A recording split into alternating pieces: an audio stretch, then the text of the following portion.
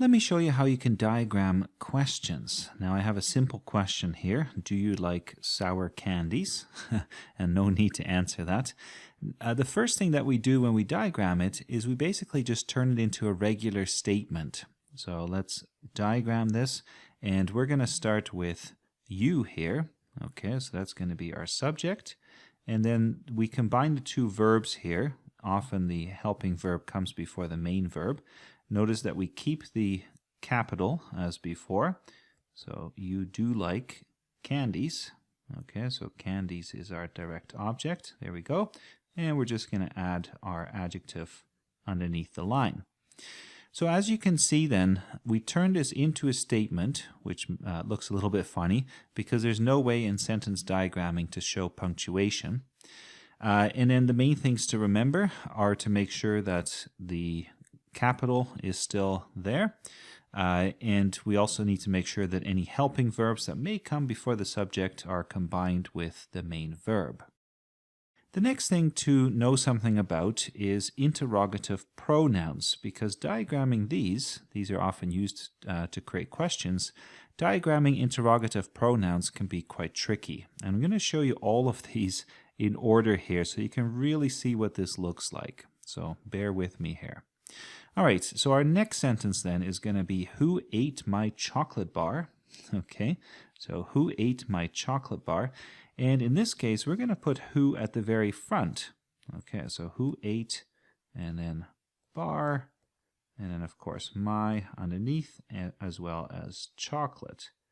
Very messy here, but you get the point. So as you can see then, because if we lack a subject, if we don't put who here, who actually becomes the subject. Okay, so who ate my chocolate bar? Let's do one with whose here, and we're going to ask whose car is this? All right, so whose car is this? Well, in this case, we're actually going to start with this. This is whose car? And we need to capitalize whose because we started with that. So in this case, whose becomes a sort of adjective for car, right? It describes the car. And that can be quite tricky. That's why we want to make sure we go through all of these, which is not to say that you're always going to see the exact same pattern. Sometimes you see the starting word in a different spot when you diagram it as a sentence. And it's good to be flexible. It's really a matter of trying to think, well, what is actually describing what when we turn something into a statement? Okay, now for whom, I'm going to give you two examples just to show the variation here. And the first question that we're going to ask is, whom will I marry? Okay, so whom will I marry? I'm going to start with I, and then will marry. So these two form the verb phrase. And then whom becomes actually our direct object. Now, it sounds a bit funny, doesn't it? I will marry whom? Whoever whom is. But that's what you basically do with whom. And it shows you also why you actually use whom and not who in certain cases, because it's receiving the action of the verb. Let's have another one. This one reads, to whom should I address this letter? So to whom should I address this letter? And we're going to put should address on the same line here together. That's two D's. There we go. Whom I should address. And then the letter is the direct object. Okay. And now we need to add to whom. So to whom should I address this letter? Well, in this case, we're going to put this on a diagonal line here, and we'll add whom underneath here, kind of like the object of a preposition, right? So to whom here, this is what we started with, but it actually ends up underneath, modifying should address. Okay, so we have two more, what and which. And our first one is going to be, what did I do? What did I do?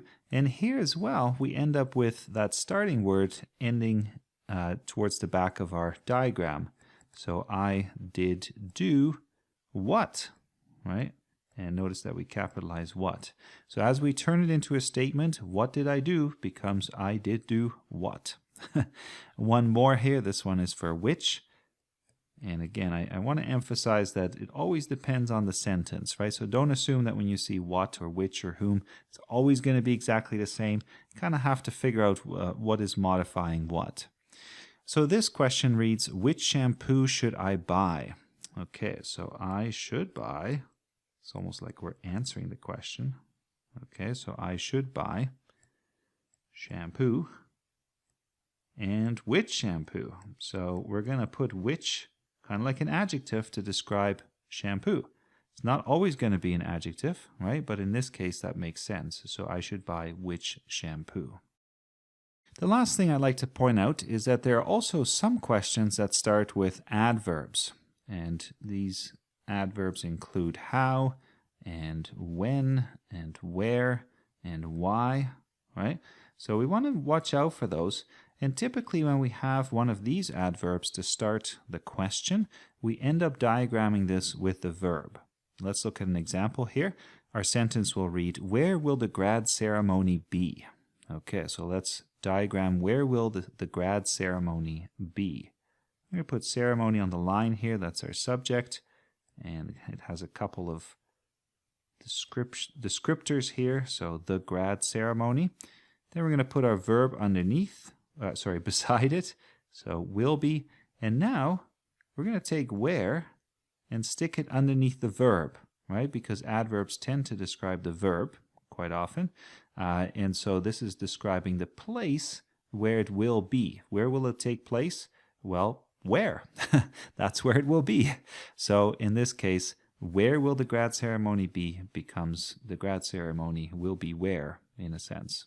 Although you should never read a sentence diagram exactly left to right, right? It doesn't adequately represent the original order of the sentence. So that's it for asking questions. Quite a few little wrinkles and complications, but I hope you get the main pattern and just try to figure out for each sentence as you turn into a statement, what is the subject, what is the verb, right? Is there an object, and so on and so forth.